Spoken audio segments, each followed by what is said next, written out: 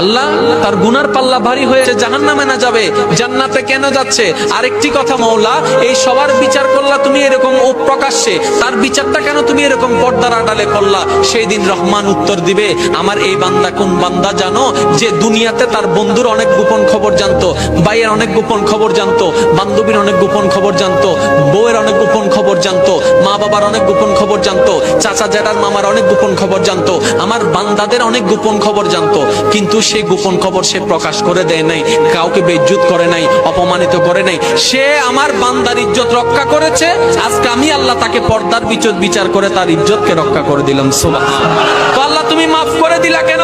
আমার বান্দা এটা সেই বান্দা যে সামর্থ্য থাকার পরও গালি দেয় নাই, আঘাত করে নাই, আহত করে নাই, প্রতিশোধ নেয় নাই, সে সর্বদা আমি আল্লাহকে খুশি করার জন্য অন্যকে মাফ করে দিয়েছে, আমি আল্লাহ আজকে তাকে মাফ করে দিয়েছি। বলেন সুবহানাল্লাহ।